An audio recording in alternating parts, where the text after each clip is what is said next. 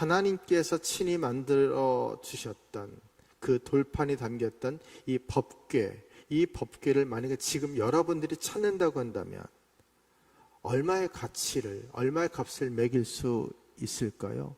아마 상상할 수 없는 값을 매길 것입니다. 그런데 문제는 이 법궤는 지금 이 세상에서 사라져 버렸습니다.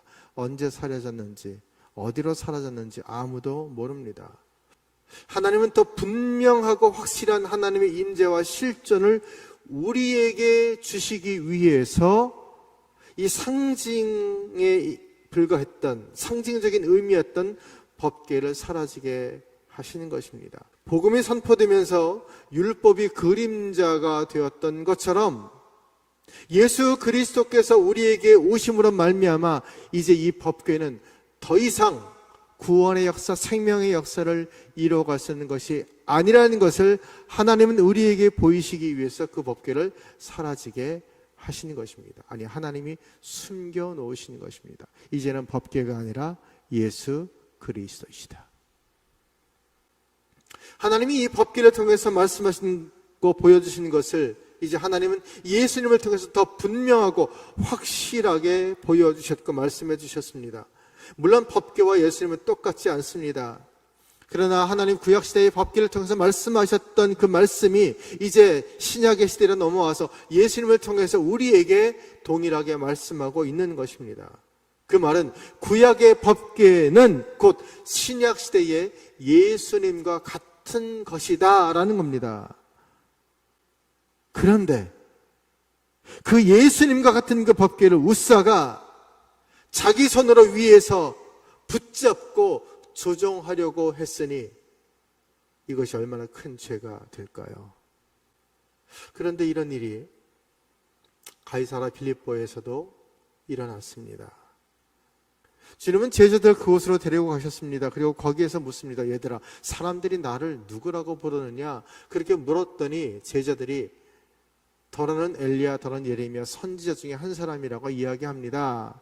그렇게 대답을 합니다. 그래서 예수님이 다시 물었습니다. 그러면 다른 사람들은 그렇게 얘기할 수 있는데 너희들은 나를 누구라고 하느냐? 이렇게 물으셨습니다. 그때에 시몬 베드로가 주는 그리스도시요 살아계신 하나님의 아들이십니다 라고 위대한 고백을 했습니다. 그런데 문제는 그 다음에 일어납니다.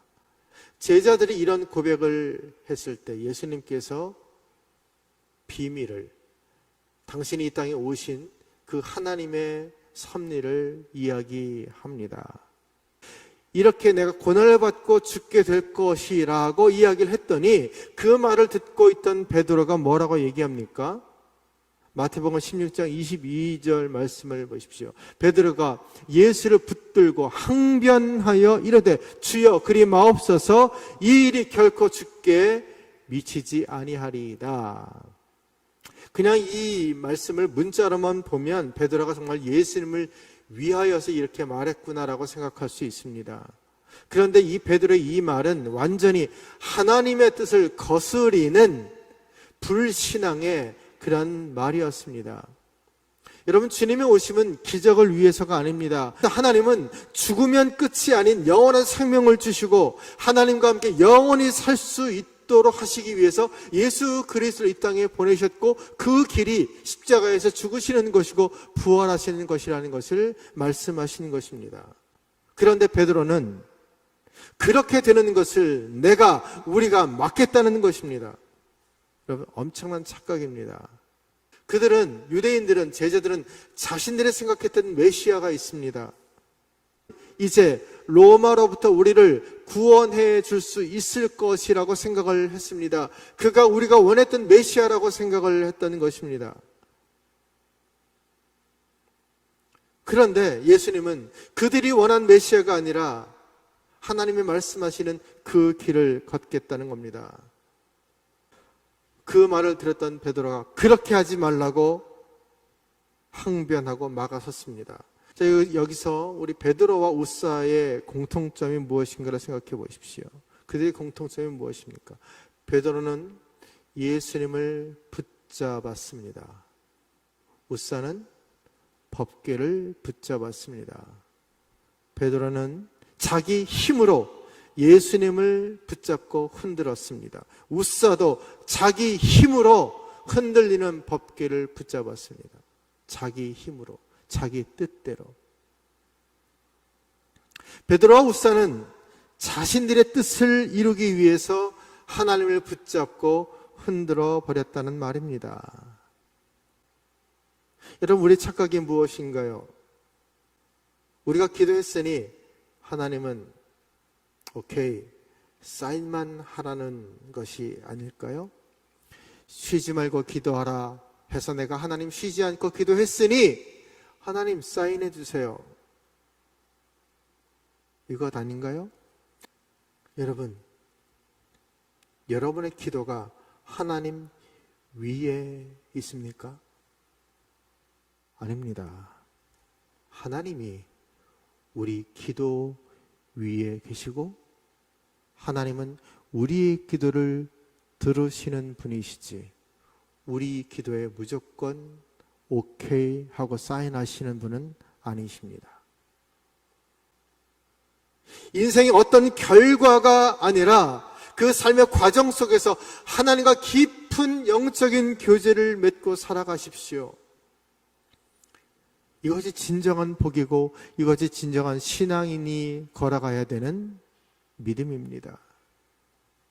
그래서 고통 때문에 기도할 수 있고 가난과 어려움 때문에 하나님께 기도하며 더 가까이 나아간다면 그 고통과 가난과 어려움과 아픔은 바로 은혜의 통로가 될 수 있는 것입니다. 여러분, 내가 믿고 싶은 하나님, 내가 만들어낸 하나님이 아니라 천지를 창조하시고 우리를 살리시고 영원케 하시는 그 지금도 실제하시는 하나님을 여러분의 하나님으로 고백하며 살기를 바랍니다. 가드에 살고 있었던 오벳 에돔은 전혀 달랐습니다. 법궤가 어쩔 수 없이 다윗이 법궤를 모시는데 즐겨하지 아니했기 때문에 이 법궤는 어쩔 수 없이 오벳 에돔의 집으로 가게 되었습니다. 그런데 오벳 에돔은 그 법궤를 온전하게 모셨습니다. 어쩌면 오벳 에돔도 억지로 이 법궤를 모셨을 수도 있을지 모릅니다. 그러나 온전함으로 법궤를 모셨을 때에 그 법궤를 모신 기간이 석 달, 3개월밖에 되지 않은 짧은 기간이었지만 그 시간 속에서 오벳 에돔은 은혜로 하나님 앞에 나아갔습니다. 그러자 성경은 그의 온 집에 하나님의 복이 임했다라고 말씀하고 있습니다. 여러분, 복이 뭘까요?